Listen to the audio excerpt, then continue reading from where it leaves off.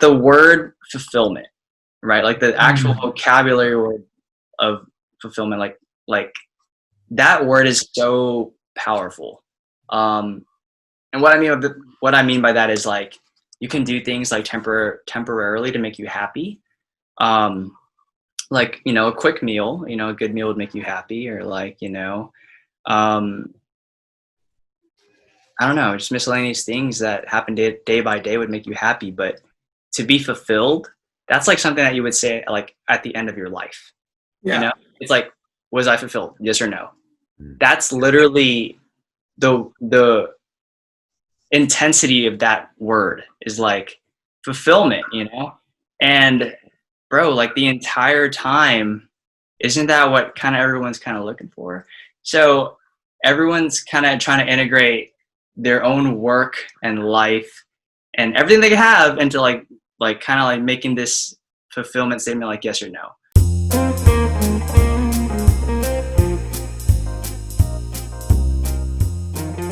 Hey y'all, welcome back to another episode of Nuanced Nonsense. We're not experts, we just like talking. This is your co-host Alex. Your other co-host Ben. Today I brought on my friend Anthony Nguyen. We met last summer. We were co-workers at JP Morgan during the summer internship. We had a lot of fun working on the same team, and he's one of the biggest trolls I've ever met. And I'm super excited to have him on today. He's a music producer, and he runs an LLC called RKN Collective. And they basically run a festival, or kind of like a music festival, in the fall. Yeah, is there anything else like you want to add on to your introduction? Yes, I'm not that cool. It's like, it's not real. It's not like a festival. It's like a little gathering. You know what I'm saying? Yeah, maybe we can like link some people with some Arcan videos or something. It'd be kind of cool. But hi, I'm Anthony. I like to make music. Not very good at it, but I still love it. Got two dogs. Two big dogs named Maya and Sammy. Golden Retriever mixed with a German Shepherd and a Great Pyrenees. They're beautiful. And that's pretty much it. Yeah, I mean, life's pretty boring, Alex, when Alex first told me about you, he made you sound like the coolest guy. And I talked to you more, like, dude, this guy is the coolest guy. Like, you do so much. You're downplaying. That's really so nice of you guys said. I'm honestly flattered. Alex, you're literally so sweet. But you guys are honestly super sweet yourselves, and I'm glad to be here. Honestly, it's super. It's nice to to actually talk to people during this COVID time. You know what I mean? I just literally just been talking to my computer. Well, I still technically am kind of talking to my computer. Yeah, you still are. I guess. You're not talking to your coworkers, I guess. I know, yeah. God, yeah. Usually we like to start off with like asking a question, like kind of a softball question bit. Kind of reflects on like your time in college. Like, what were some ups and downs during your time at college? Ooh, that's a good question. Ooh, I did not expect this question. Well, okay, I like that. Okay.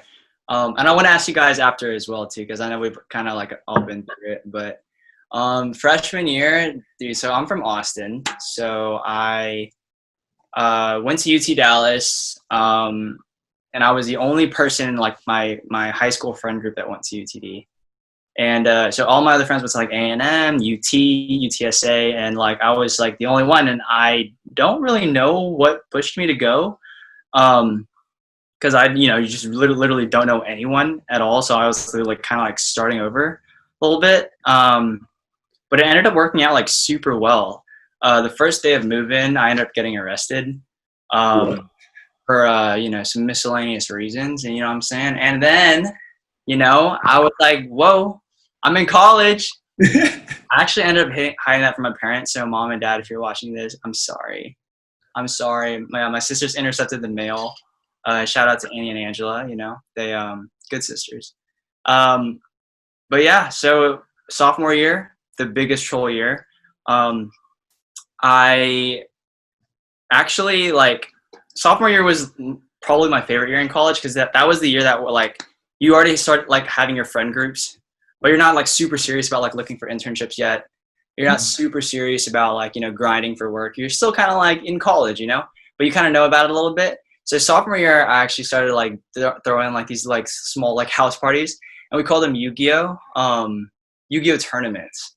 And The reason why we called it that is because if we invited people, like, and we heard other people talking about it, like, you know, at the, we hung out at the SSB a lot, which is like a building where all the FSA kids hung out, I guess, all the like little weird Asian kids, you know what I'm saying, like me, and if we heard people talking about it, they'd be like, "Yo, are you going to the Yu-Gi-Oh party at the Yu-Gi-Oh tournament?" And if someone else heard that, they'd be like, "Yo, what? Like the Yu-Gi-Oh tournament? Like, what are you saying?" You know what I mean? And it ended up sticking because the first one was like super successful. We Airbnb'd a house. We invited some people, you know, the older gen people came, you know, it was kind of cool to have older people at your party, you know what I mean? And then after that, we're like, fuck it, let's throw a second one, and then a third one, and then a fourth one.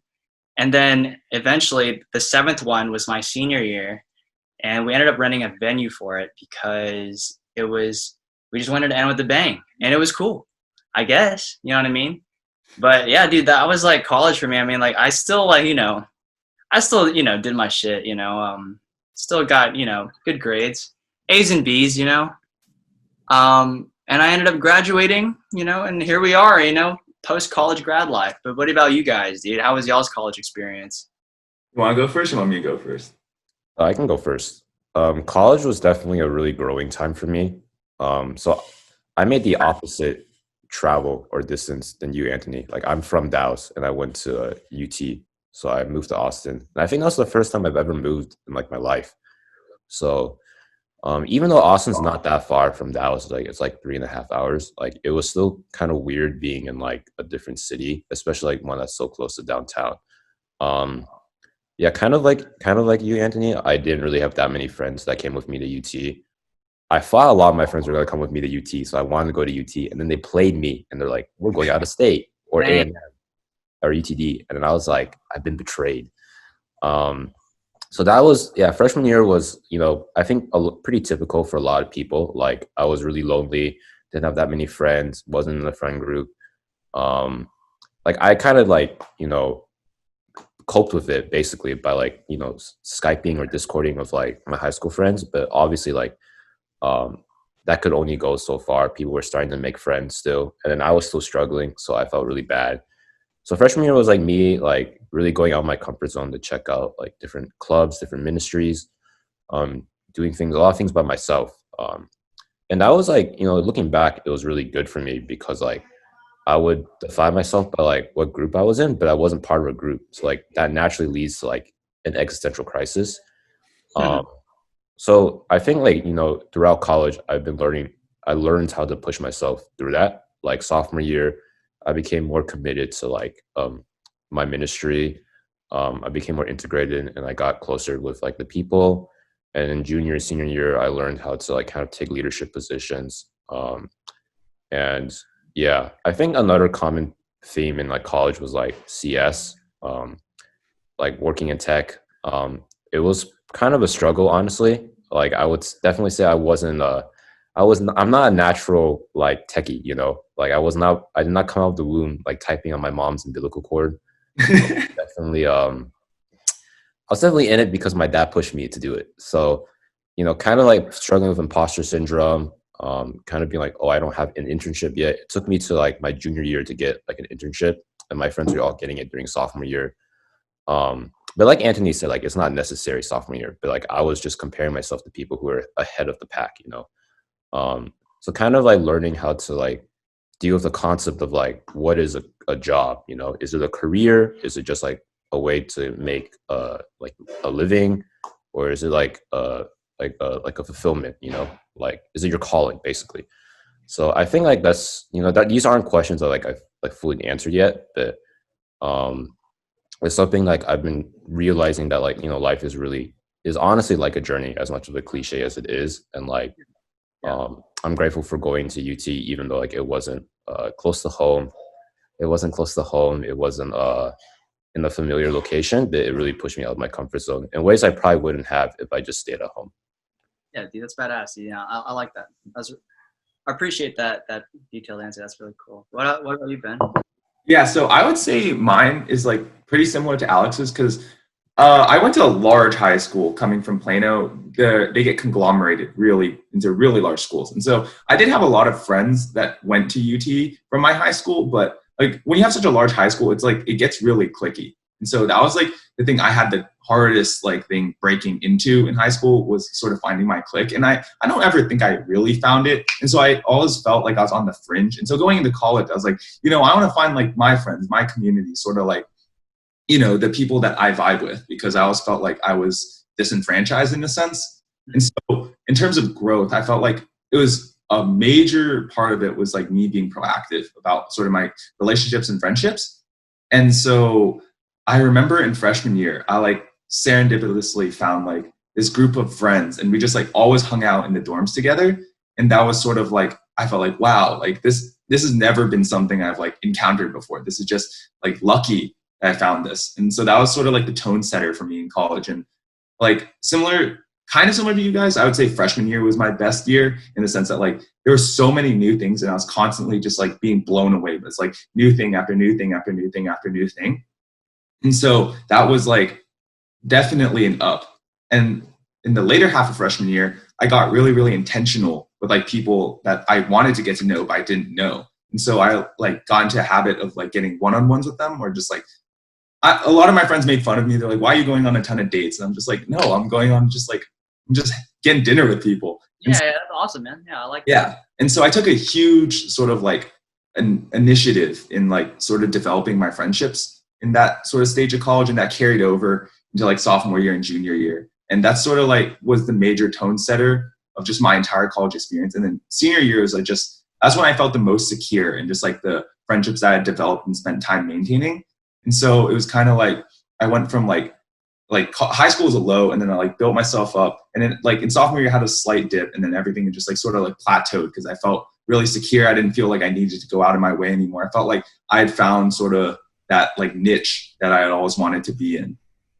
Yeah, no, that's honestly so important, especially post college life, because college kind of puts you in a position where like you're kind of forced to like physically show up to class, physically, show up to whatever kind of organizations you guys participate in. Like you're constantly around people, and like it kind of gives you an excuse to hang out or like, just interact, but post college, especially after this time, like those one-on-one connections are so important. Literally like having like the transition from college to post college for me has been so different. Like I used to literally I used to live on campus. I lived on campus like all 4 years, well 3.5, whatever, but it was like literally just walking to someone's apartment that was literally also on campus, always having people over. I would have like sophomore year, like we had a 1-bedroom apartment and I split it between 3 dudes. And that 1-bedroom apartment, it was literally so tiny. I'm talking about, it was probably like judging the rooms that you guys are in right now, like that smaller. The entire like bedroom was smaller than the rooms that you guys are in right now. And we split between 3 people. We had 3 twin beds, 1 restroom. All right. So if someone pooped, it was over. It was over straight up. And, we couldn't really have any girls over unless we really planned it out in advance. You know what I'm saying? Like, so AKA never, because we're procrastinators, obviously.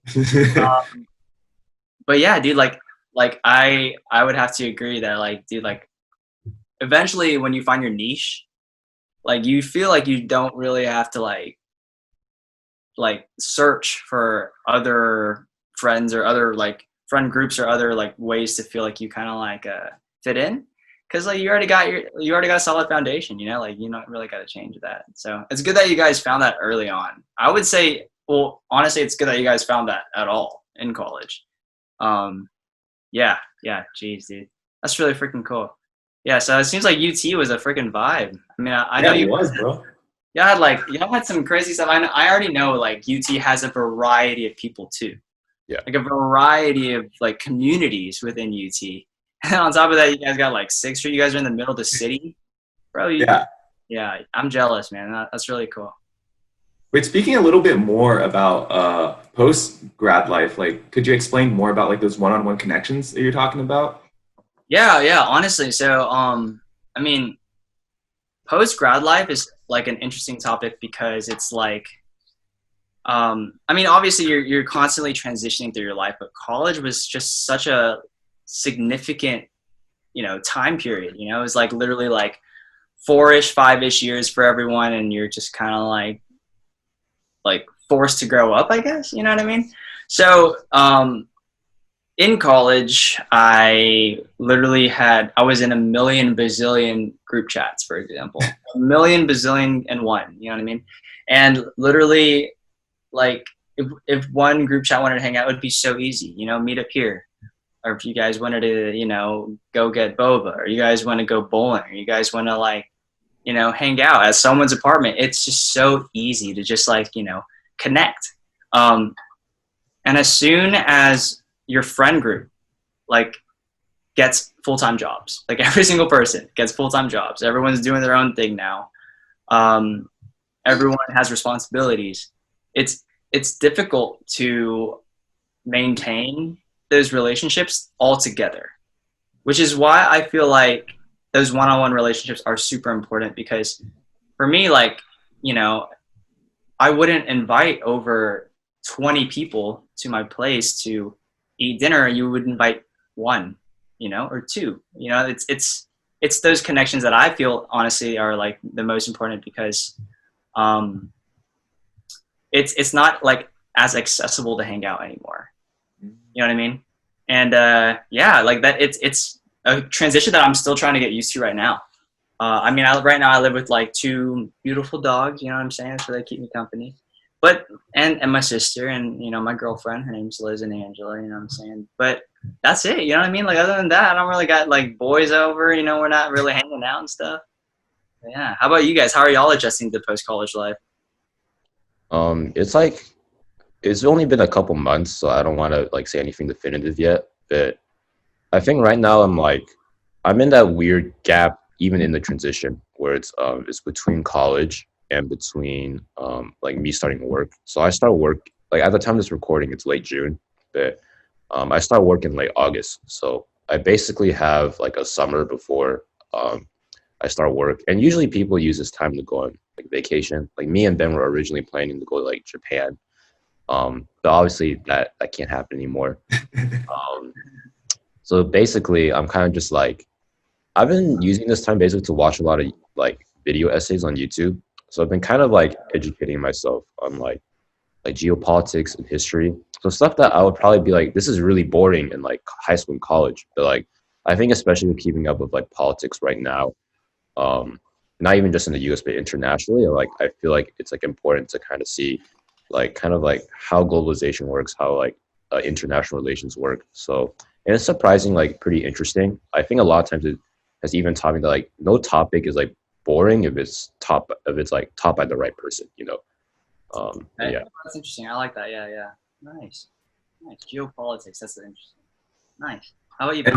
And for me, I feel like I'm in the same period as Alex, but I feel like I took a different spin to this, because Alex has told me multiple times before. He's like, college is like a good time in your life for sure, right? It's like, it's a 4 years of like, you're forced to grow up, and it's like a microcosm of like everything good that could happen, right?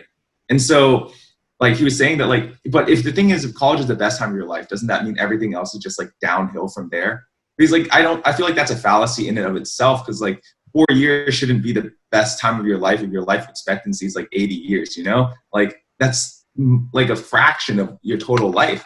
And so he was saying that like, post grad doesn't necessarily have to be bad if you have the right mindset. And so I feel like I'm trying to adopt that mindset now with like COVID and all of that. It's slightly harder just because like everything is really, really like sort of like restricted and sort of, you shouldn't be doing X, Y, Z.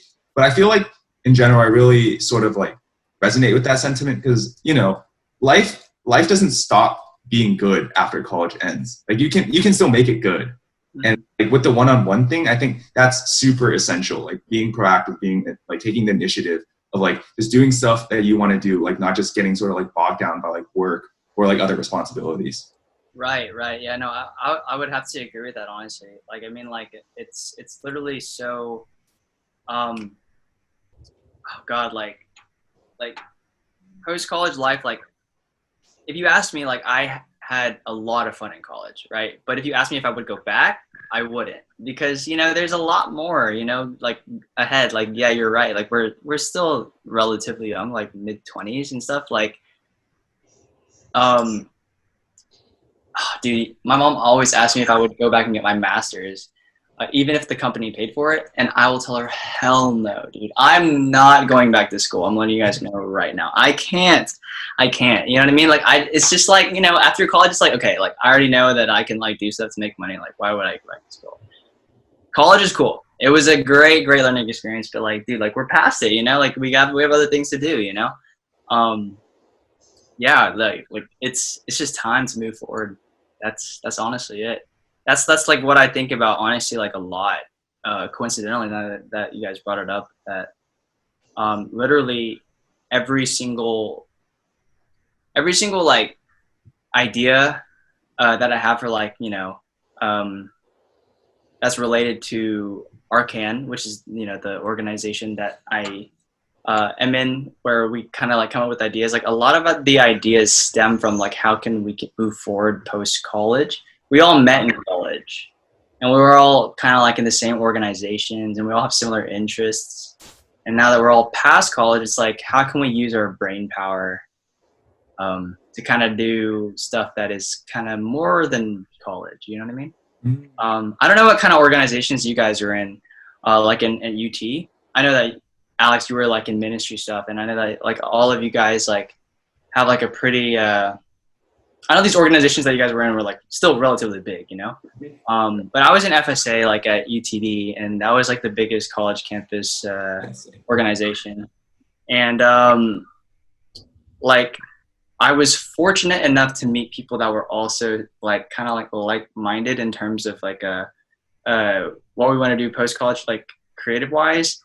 These guys were graduating like bio and like finance and accounting. Like these guys were graduating with really good majors and stuff, and they were like, fuck it, like I'm gonna go into film, or I'm gonna go into photography or videography. Like people like just kind of end up gravitating on what they really want to do afterwards anyway. You know what I mean? So I don't know.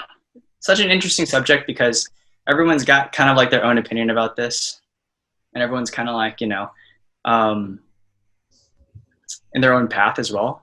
So it's cool to see like, or I guess it's cool to talk about other people's opinions on their status as well. So it's really cool. I know me and Alex are both really interested in just entertainment in general. Like, I don't want to speak for Alex, but like I follow a lot of like esports and just a lot of like sort of like entertainment based things. Like I'm an avid viewer of like sports, UFC, just stuff like that. And I find like the commentating sort of side of these things really, really interesting, because it's like the amount of depth of knowledge you need to know to commentate, for example, is like very, very deep, right? But you also need to like portray it in a sense that's like, it's not too deep that the viewer cannot understand. Like you need to sort of draw the line between like, I want to pull like knowledge up from like the bottom of the pool, but I also want to convey it in a way that like someone at the top of the pool that hasn't jumped in yet can understand it. And just like in general, these types of things about entertainment are just like so interesting. So it's like really cool to hear that you have a lot of friends that like gravitated towards it. Yeah, definitely, dude. I actually really have like a lot of respect for like people that are very capable of doing one particular thing. Like they're very capable of doing something technical. For example, like I have a friend who he gravitated towards culinary, and he graduated with a mechanical engineering degree, and after college he was a mechanical engineer, and like they make good money. I would say that is literally like a successful job title to consider yourself a mechanical engineer. And he was just like, I want to get into culinary, like that's literally like my calling. And I was like, wow, like that's literally respectable. And I actually had a chance to talk to him about it, and he mentioned that like like for him, he wasn't in a position to feel like he was successful. Like he told me that like like all of his other friends, they're deep in their careers already, and they like they make money and they know what they love to do, and he's still trying to figure it out. But all he knows is that he loves cooking. And I was like, dude, like, honestly, like, I have mad respect for you, because you're doing what you love to do. And that's like literally like, I don't know. I think this is kind of like a little bit deep, but and I don't know. I don't really like to talk about cheesy things, but I feel like this is pretty relevant. But like the word fulfillment, right? Like the actual vocabulary word of fulfillment, like that word is so powerful. And what I mean by that is like you can do things like temporarily to make you happy. Like, you know, a quick meal, you know, a good meal would make you happy, or like, you know, um, I don't know, just miscellaneous things that happen day by day would make you happy. But to be fulfilled, that's like something that you would say like at the end of your life. Yeah. You know, it's like, was I fulfilled? Yes or no? Mm. That's literally the intensity of that word is like fulfillment, you know? And bro, like the entire time, isn't that what kind of everyone's kind of looking for? So everyone's kind of trying to integrate their own work and life and everything they have into like kind of like making this fulfillment statement like yes or no. I don't know if that makes sense. I don't know. Poor grammar, but you guys know what I'm saying. Fulfillment, big word. And I don't think that, you know, we're gonna be fulfilled kind of just doing corporate, for example. I don't think that I'm going to be fulfilled, at least. And I'm speaking for myself. You know, other people, I work for a company, a great company, honestly, too. Like, but I meet people who talk about their job like it's literally amazing. Like they're so passionate for it, you know? And that's great. Like they found their job, they found their niche, you know, they found something that makes them feel fulfilled. But for me personally, I don't know if I could do corporate forever. You know, I want to do something that makes me fulfilled, regardless if it makes me a lot more or a little bit more money. It doesn't matter, because at the end of my life, it's like, dude, like I did something that I wanted to do. I still made an impact on society. I was still a good person, whatever, you know? So yeah, I just, something I think about a lot is just like, trying to take steps in order to be fulfilled. So you can ask that like at the end of your life, like, dude, like, was the life good or was it bad? You know what I mean? Sure. I think that's definitely something like I've reflected on a lot too. I mean, like, you know, because like I think we might have talked a little bit last summer when we interned, but something I definitely talked about with like one of the other interns on our team was just like, is software engineering, like, does it have an impact on like other people, right? Something like we kind of were thinking about, like, honestly, like a lot of the stuff that I literally for the intern team, like it was fun. We learned a lot, but like the stuff we were working on is like, it was an internal tool. So it literally would not see the light of day, you know? Like they would try to convince us that it was important. We're just like, but whatever. Hopefully we can get a job. But something like we were like, oh, like this is only will affect like rich white people if like we make it big, like at a big tech company. So we're kind of like, is this like what really matters, you know? So I have a lot of respect for people who like do stuff for culture, do stuff in like liberal arts. Because I feel like as in like Asian American, like we're all kind of pushed to do something that makes the best bang for your buck. And if you're not doing it, it's a complete waste of your time. So that's why so many young Asian teenagers are pushed into, you know, being a doctor, being an engineer, when like honestly, like that may not be what they really care about, right? Like I think a lot of times like the model minority myth is really harmful because like it pushed this label on people, or this image that like, oh, you're good at math, you're good at science, you know. Honestly, for a lot of people, like, you know, like maybe they weren't sometimes it's like it doesn't come like that innately to them, right? And just like having an expectation that, oh, all of you guys must be smart and obedient and in line, like it really cuts down on like the diversity of like people and personality types.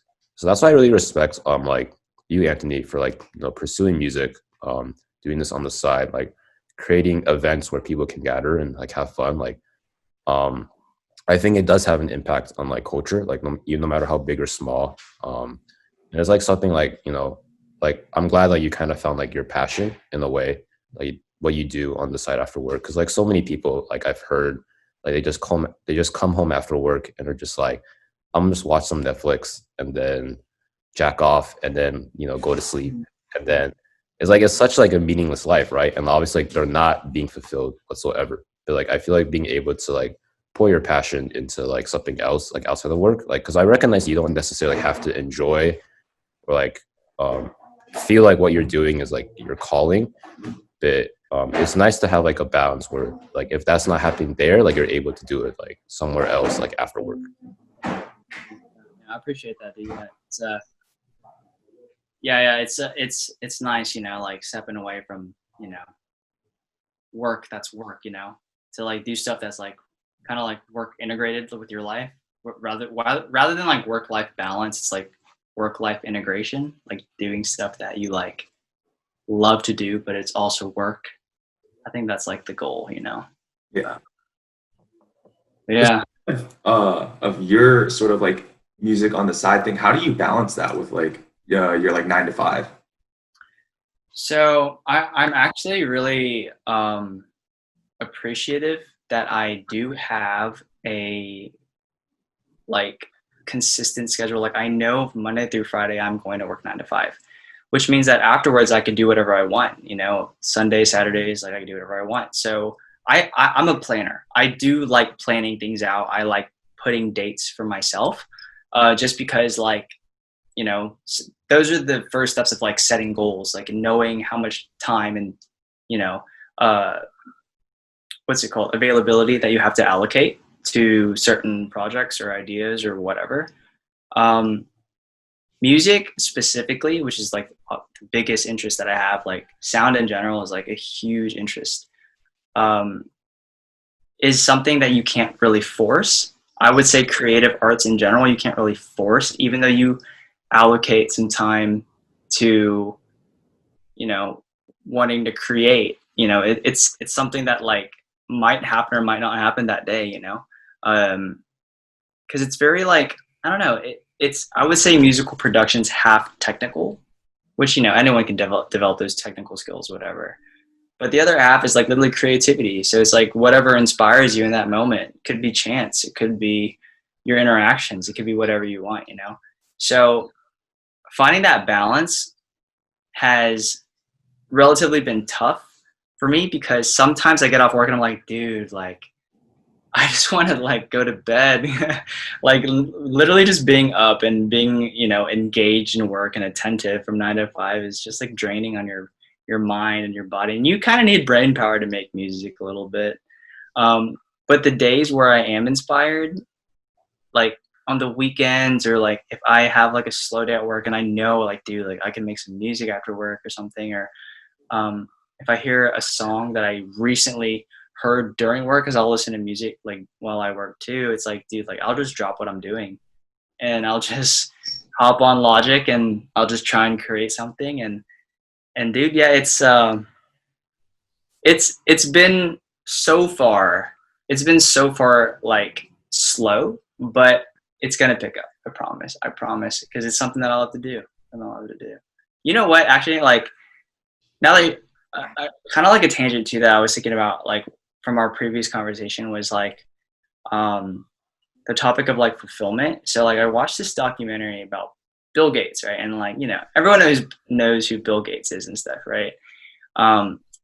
But one thing that people kind of don't really know is that like whenever he first started at Microsoft, he had like a team, and they already had like a good idea behind Bill Gates. They were writing code, but before they checked in their code, Bill Gates would rewrite everyone's code. Like he would read their code and he'd be like, oh, okay. And he would rewrite it himself. And that's crazy, right? So then moving forward, he realized that as, you know, their company grew, he can't rewrite everyone's code. So a lot of like the leadership kind of gravitated towards like delegation, like how he delegated those tasks and stuff, right? And then eventually Microsoft like kind of grew to like the company that it was, like literally a huge tech company. And he ended up stepping down from being CEO. And then after that, he became a philanthropist. And philanthropist is a huge title. That is a huge fucking title, dude. To consider yourself a philanthropist, because he had all of the power in the world, the platform, the money, whatever, and he chose to give back to society. Like he literally had a project where he like grabbed a lot of like students, I think, from a university, and they had the goal of building like a good plumbing system in I believe it was I forgot it was like it was a not so fortunate town like in Africa, I think. They didn't have any plumbing system, and their goal was to like build a plumbing system but also be able to transport it right through the air, right, where it ran off no electricity, so like only gravity, and like no running water, or like yeah. So I really want to give you guys the details. I don't remember off the top of my head, but it was just inspiring to like basically see like how much power and like knowledge that this guy has, but he wants to contribute back to society in that kind of way.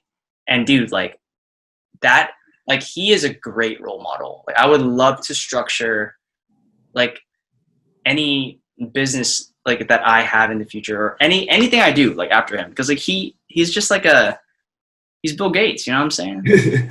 Cool guy. Yeah.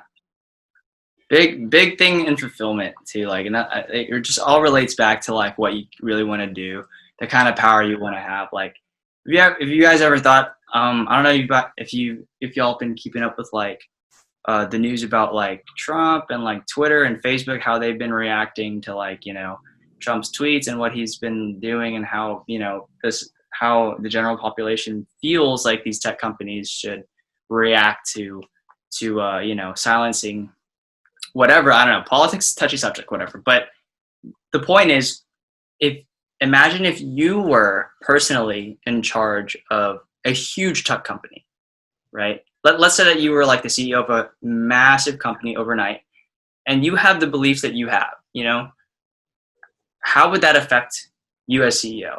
How would that affect you with the company? You know, it's difficult. Like all of those decisions are difficult. There's no right or wrong answer. It's like there's so many things you have to consider, you know? Yeah, I don't know. It's a crazy thought. Like I just think that, you know, Bill Gates though, like mad genius, mad respect, dude, mad respect for that guy. Yeah, For sure. I definitely remember like because like Trump cut, or I think he claimed that he was going to cut funding to like WHO, the World Health Organization. I don't know if he actually has the authority to do so, but he was like, I'm gonna. And Bill Gates was obviously unhappy about it because like we're in the midst of a pandemic, and people are like, well, if Bill Gates is unhappy, like why doesn't he fund it? And I looked at the who funds who, and he's like, I think he's like the second most after the U.S. Like this man himself is funding like actually billions of dollars to who, and like after that is like China or something. It was like stuff like that where, because like I feel like the kind of like image you see or hear about when you see the word philanthropist is like, for a lot of people it's not positive, because for them they're like, it's just a billionaire who's trying to repair his image. He's just like making meaningless contributions, stuff like that. And I know a lot of people feel that way about Bill Gates because they're like, oh, he has billions of dollars, like why doesn't he just like give all of that away? Or because like he could give half of his like fortune away, still be a billionaire, stuff like that. But like hearing like the documentary that you described about, it's like a lot more complicated than like that, because even then it's like I feel like the world is kind of on this like fine line between like how they evaluate money, because they're kind of just like money can solve all our problems. At the same time, money can't solve all our problems, right? And it's like interesting seeing how like people like kind of straddle that contradiction, because like I remember reading this infographic about like Jeff Bezos, and like how the 400 richest Americans wouldn't even fill up like a Boeing like 747, but like they have enough money to like cure measles and fund all this like vaccines and stuff like that. And I just remember thinking like, okay, it sounds like we can just throw money at the problem. But then I remember like there was another controversy with a football player, Drew Brees, and he basically just like made some comments. I didn't really understand why people were kneeling. People were very upset. And the common defense people would make was like, oh, but he's like done so much for the New Orleans community that like he's donated so much to like charity and like help rebuild the community from the destruction of Hurricane Katrina, be like, oh, no, you can't just throw money at the problem. And I was like, wait a second, like that doesn't really make sense. Like, like the world is run on money, you know? So like, I think like seeing that is just like, it really depends on like who's doing it and if they like you in the moment or not, right? Because you can't deny that despite the fact that Bill Gates has so much money and maybe he's not giving as much as you want, like the contributions he's making is having an impact on the world. It's just that like maybe we live in like a community that's like privileged in the way that like we're not seeing a direct impact for ourselves. Agreed. Yeah, actually, then to talk about that too, it's like I see on Twitter and Facebook all the time, but like why doesn't Jeff Bezos, like, he has so much money, why doesn't he just like donate it? He can cure like world hunger, he can like do whatever, like these crazy statements, right? And it's like I don't know, it's like I understand that, you know, Jeff Bezos is super fortunate, and Bill Gates and etc., all these people who have power and money or whatever, but it's like, you know, they kind of, I wouldn't say that Bill Gates and Jeff Bezos just kind of like suddenly popped up overnight and got this money for free. You know, like they worked for it. And Amazon, like, he runs Amazon. Like, Amazon actually supplies a lot of jobs for a ton of people. A lot of industries actually rely on Amazon. So it's not just like he's got money too, but like he's got a ton of people that would collapse if Amazon died overnight, you know? I do think that Jeff Bezos is super fortunate, but to state like, oh, like he's got more than me, he should just give it away, I think that might be a little bit on the ignorant side, in my opinion. It's definitely just an opinion. I just feel like, you know, like I feel like I know that Jeff Bezos is worth a lot, and I know that he donates from what I've read. I know that Bill Gates for sure donates on what I've seen and read. I think that's fine right now. You're right. Like, money, you can't just throw money at like a problem and have it be solved. You know, there's a lot more than that. You know, it's like, I don't know. Interesting subject. Definitely something to think about, though. Yeah, I feel like part of the reason why, like, for example, world hunger or like sickness or something like that can't be cured is because a lot of the times in these countries that are less developed and less fortunate than the United States, like, problems are institutionalized, they're systematic. And so in order to solve these problems, you need like a whole overhaul of the entire system. And it's like, not only do you need to overhaul the system, you need to make sure the people that are safeguarding the system aren't also corrupt, right? So that funds aren't like mismanaged, aren't like going random places. And it's like, you're actually diverting things that go to like the problem, right? But the real thing about this is it's all trickle down, right? So like, let's say you donate $1 billion.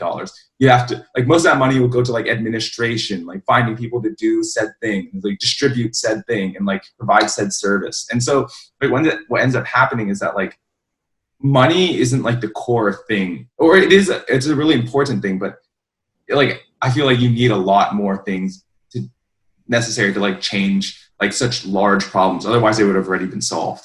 Right. Yeah, I agree with that for sure. Like, I mean, there's just so much that goes into it. Money is a huge factor, but it's not like everything, you know. There are actually so many factors that even us wouldn't even know right now, because we literally, like, we only know what we know, you know. We only know, our opinions are based on literally just what we know. There's so many things that we don't know, you know. But I guess that's just kind of like how life is, I guess. But, you know, I'm glad that you guys like have like a solid opinion about stuff like this, because it's important. It's important to kind of educate yourself on what's kind of happening around you, especially if it's something that like you feel strongly emotional in. You know what I'm saying? Yeah. Yeah. We definitely live in like a little bubble. I mean, I know you guys are like from Plano. You know what I'm saying? Are you from Plano too, Ben? Yeah. Oh, yeah, you guys are some Plano folks. Yeah, you guys, your parents worked hard, you know what I'm saying? Like, you guys are fortunate. I'm fortunate. We're all fortunate. And I don't know, I think moving forward, it's just super important to just educate yourself on everything. I'm definitely going to try and, like, I mean, hopefully, this is way in the future, but I'm definitely going to try and raise my kids to just be as educated as possible on stuff like this. Because, bro, like politics and I mean, honestly, it really is just politics at this point. Like, it's no joke, dude. People are super opinionated about that stuff. You know what I mean? It's just best to be educated at the end. Yeah, I think something that's really important is to like know how to form your own opinion and like critically think about stuff. Because I think for a lot of people, like beliefs are kind of package deals. Like if you're associated with someone or you believe one thing, you're expected like, well, why wouldn't you believe this or that? Like how can you say you believe and follow one thing but not this? And I think things become very polarized. And I understand the argument that like there is no middle ground for serious issues or human rights issues, but like I think something that's like really important to me is like being able to empathize or like understand like what your opponent or another party is saying. And like I feel like kind of demonizing them or like being like, oh, they're just wrong because they're evil, and like kind of like being like that I have to stand up for like my group, like it's not really going to help. Like politics, in Congress is so polarized right now, nothing gets done. If they literally will just be like, oh, this is from a Democrat and I'm Republican, like not like veto, not passing this. So I think it's really important to like not be attached to like an overall philosophy or like an overall party. To kind of just learn how to like think for yourself. Yeah, agreed. Like another thing that I think I've said this multiple times before is the fact that like I feel like in modern times we've lost the core human characteristic of empathy, or at least for whenever we're talking about like either controversial things or things that like have multiple sides to them. Like we sort of lose empathy for the other side, and we sort of like we get lost in our own opinion. We sort of like become like ingrained in our own thoughts, and it's like we sort of lose understanding for the other side. Like everyone thinks everyone thinks the way they do for a reason, right? It's not like just some bullshit. They just woke up someday and decided to like be against you, Like for example, our parents, like it's very like natural that like immigrants, like our parents are conservative. Mm-hmm. Yeah. And growing up in the climate that we do today, it's very natural that we'd be more liberal. And so, like, I don't think like people should be like demonizing their parents or like saying, oh, like their thought process is wrong. It's just a natural result of like what happened to them and what they went through that caused them to think this way. And that's just something we kind of lack nowadays is just the common man. No, honestly, like that was a really mature comment. I really do, respect that kind of like analysis on like the difference between the generations between us and our parents, because it's true. Like, there are our parents, like they grew up in a different time, like they're immigrants too, like my political opinions are different than my parents, and we've actually talked about it. Like I've talked to my dad about it, and at the end of the day we still respect each other, and that's kind of like the biggest thing. It's like yes, I disagree politically with my parents, but it's not like we're gonna fight over it. You know what I mean? Like it's not like we're gonna like lose our relationship over it. It's like that's just literally like how I grew up. That's how they grew up, and like they were like, Anthony, you know what? Like if you feel this way about this certain politician, then okay, and I feel like that's how it should be for the rest of like our generation, because like dude, like not everyone is educated about politics, and that's the thing too, is like that's also kind of like a gray area, because being educated about politics has so many subjective components that are in politics, that it's like even if you're well educated, your news source could be something completely different. Like my parents, for example, like they don't see the same news source that I'm seeing. Like I'm on Twitter and on Facebook and Instagram, whatever, and like I'm scrolling through Twitter and I see like riots and like some very, very like specific things that they would never see in their news sources, like whatever they see on television. And those are just different. Those are different things. Like Twitter is like things happen immediately. Like people are quick to judge because it happens so quick. Things that happen on Twitter before they happen like on anything is they just that's the way that the application's kind of set up. Like honestly, like Twitter is kind of they're going to be the next tech company. I'm letting you know right now. They've got some stuff going on, but yeah, interesting subject, dude, because it's like the next generation of people who vote, might not be a conservative president. It might not, it's constantly fluctuating. So Yeah, for sure. Like definitely like the pendulum swings all the time. Like the 60s, people are like, oh, these liberal hillbillies, like beatnik like culture or whatever. And the 80s was super conservative in response to that. I think like times definitely changed in like response to each other. But I think like one last thing I would just want to add is just like um I feel like the reason why people are afraid to talk about politics is because it's so polarized, and I think that they really lose out on like a lot of stuff because like they're not willing to kind of engage in conversations or learn because like they're focused on like, oh, I'm gonna like offend someone or hurt someone because I don't have the right opinion. And like that's honestly like a very understandable concern because for a lot of people, some people are just like they fly off the handle, and it's understandable. Like it's like life to them, like they're literally fighting for the rights. But for like other people, it's like as Ben said, they didn't wake up to be like, I'm gonna oppress people. They're kind of just like, I have privilege, but like you're not born like being told you have privilege, right? Like you just think this is just life. So that's why I really feel like it's important to have like kind of a conciliatory or like just calm conversation about things because like maybe some people will never come to the same viewpoint as you, right? But they'll have empathy, and I feel like if they raise kids or they talk about like your viewpoint with friends and other people, like how they talk about it can like kind of and create a positive impression for those people, and like maybe those people will come to the same viewpoint, right? I feel like a lot of times people expect like a quick fix, like, oh, we've talked about and argued and protested about this issue like 1 year, and like things literally like take like years, millenniums to undergo change. Like people like we're stubborn, like we're slow to change, but at the end of the day is like you still have to continue to fight for like progress. agreed. Yeah, definitely agree with that. Yeah, no. I mean, the biggest thing you could do is kind of like really like that. That's kind of like the definition of like opinion, right? Like you really can't push your opinion on others. Like it's your opinion. That's it's what you believe, and you should respect other opinions, and because that's their opinion. I don't know. I'm a really really big advocate of like just being calm and empathetic and just listening to what people have to say, even if you disagree. At least you heard them out, and you don't really show any sort of like aggression or anything towards their opinion because like that's just their opinion, and that you would hate to see someone be aggressive towards your opinion because that's your opinion. So yeah, that's really mature, like to just hear people out, be educated and still formulate your own opinion at the end of the day.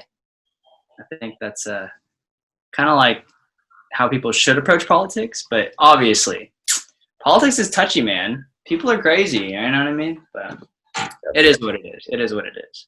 Things don't always go to how we envision, but it's life. But yeah, kind of wrapping things up. We usually ask this question at the end of the podcast now, especially in the current times. But like, what are your plans post quarantine? Ooh, wow, that's a great question. You know what, Alex? I am just trying to grow. And when I say that, I'm trying to grow in like I'm trying to grow professionally for my career. I'm trying to grow creatively for my hobbies.